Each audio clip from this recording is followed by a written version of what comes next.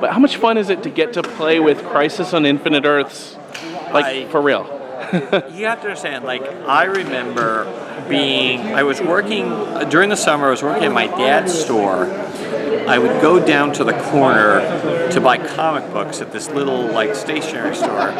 And I remember vividly, one day I went, took my money, went to the store, and I bought this comic. I forget which comic it was, but there was an ad for, DC Universe, Crisis on Infinite Earths, Worlds Will Live, Worlds Will Die, Things Will Never Be the Same. And I just instantly, I was entranced. And I remember also picking up Crisis #1. The idea that we're adapting it, my brain is not capable of figuring this out.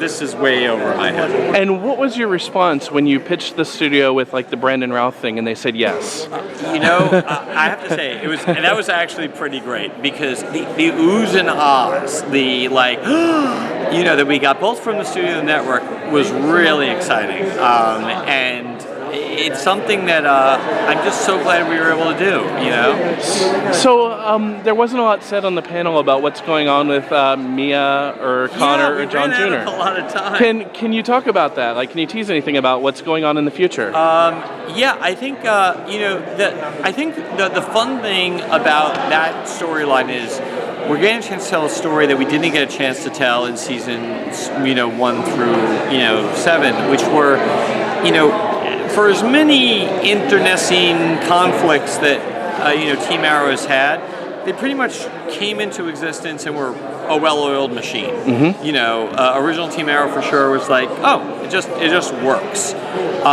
So we never got a chance to tell the story of what happens when you're brand new at this and you're young and the growing pains.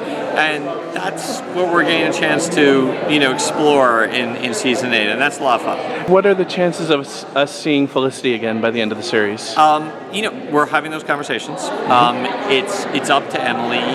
We obviously, of course, would love to have her back. At the same time, we respect whatever she wants to do.